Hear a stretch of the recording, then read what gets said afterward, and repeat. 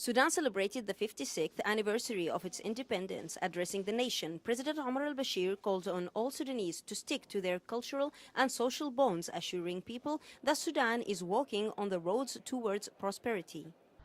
ونحن نتطلع إلى قفزات تنموية كبرى قوامها. We are looking forward for a great developmental leap. Its base is the agricultural renaissance and sustained efforts to complete the infrastructure in the areas of roads, transport, oil, industry, health, and education.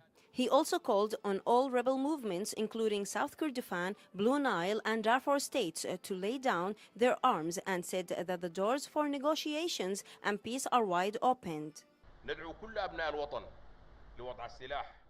We invite all sons of the country to lay down the weapons, and we say to all who are following the so-called the Justice and Equality movement, who its leader gained what he deserves at the end, to walk on the track of peace and to be committed to the peaceful negotiation. Our doors and hearts are opened for them.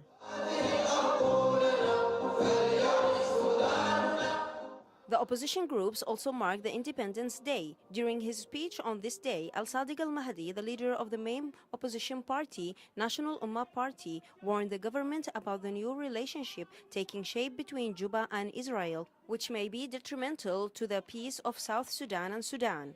He added that the government of Sudan has to put more emphasis on an economic and political program and implement it thoroughly to overcome the recent economic crisis in the country. We want to establish a new system. The base of its strategy is a participation in the government, and we need an economic system that achieves for the people their demand and security. Political analysts say that there are still hanging issues between Sudan and South Sudan, such as the border demarcation and identity, but the main challenge now is Israel intervention. Border demarcation, the oil sharing between North and South, and the issue of identity are still that is very chronic issues will overshadow the political arena during the next years. But for sure, the most important things for the Sudanese that will face during the year 2012, that is the national consensus is very much needed.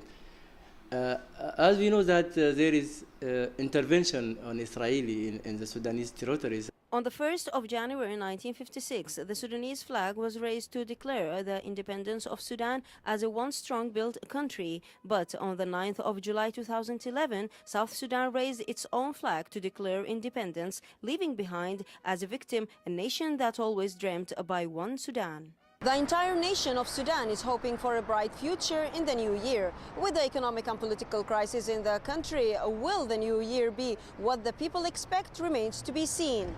Amani معاوية, Press TV, Khartoum.